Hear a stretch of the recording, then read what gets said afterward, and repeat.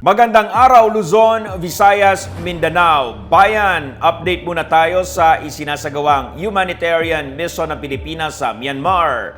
Sumentro ang operasyon kahapon ng Urban Search and Rescue Team ng Philippine Interagency Humanitarian Contingent sa gumuhong gusali ng Jade Hotel and Entertainment Complex sa lungsod ng Naypyidaw, ang capital ng Myanmar. Gumamit ang USAR team ng 2 units ng life locators mula sa MMDA at SCORP rescue cameras. Matapos ang 4 na oras, walang nakitang indikasyon ng team na may buhay pang biktima sa gumuhong gusali. Pero na-detect ng rescue camera ang paa ng isang natrap na biktima sa gumuhong gusali. Pero itinigil muna ang retrieval operation dahil unstable ang lugar at kailangan pa ng masusing assessment. Sa isa namang worksite, na-detect naman ng rescue team ang isang biktima. Nasa state of decomposition na ang bangkay ng ito'y mahugod. Agad namang na-turn over sa Myanmar authorities ang na-retrieve na bangkay na napag-alamang head waiter ng Jade Entertainment City. Kahapon yung mga kasamahan natin, mga tauhan natin na nasa Myanmar, ang ating collapse structure team, meron silang nakuha na isang katawan. Yung nga lang, kasabing palad, yan ay nasawi na.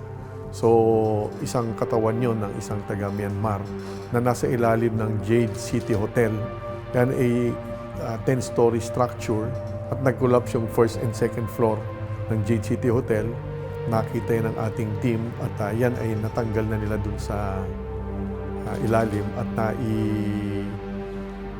yan sa mga otoridad ng Myanmar at yan ay na-turn over po sa kanila.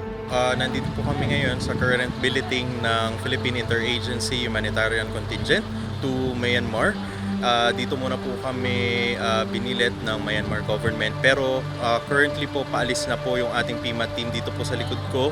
Kung makikita po ninyo yung truck na malaki, yun po yung may karga-karga ng gamit ng Philippine Emergency Medical Assistance Team na magtatayo po ng Type 1 fixed emergency field hospital doon po sa may malapit lang din po dito sa may Naypyidaw, Myanmar.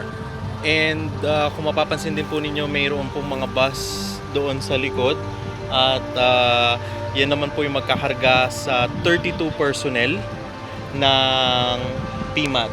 And right now po, ayan, nag-aayos na po sila and everything is loaded or almost everything is loaded and will be ready. And ngayon po pala 40 degrees dito po sa Myanmar, sabi po sa weather, no, sa online weather, and but all personnel are accounted for and in good conditions. Nakapag-set up na rin ang Philippine Emergency Medical Assistance Team ng Type 1 Fixed Hospital malapit sa Bumingaong Temple sa Pinmana.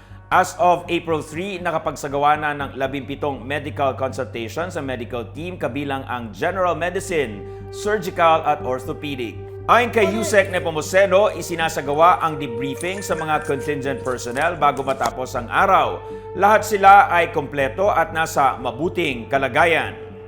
Ang ating mga miyembro naman ng ating rescue team na nasa Myanmar, handa naman sila sa katawan at isip nila at kumpleto rin naman ang ating mga provision sa mga bit-bit nila, mga pagkain upang hindi na sila makadagdag pa sa iisipin ng mga taga Myanmar.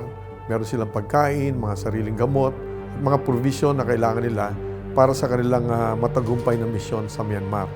Kaya meron din silang mga kumpletong communication equipment. Yun nga lang, dahil nga matindi yung sitwasyon sa Myanmar, doon nang medyo konting may pagsubok yung ating communications mula doon papunta rito at nagagawa naman ng paraan.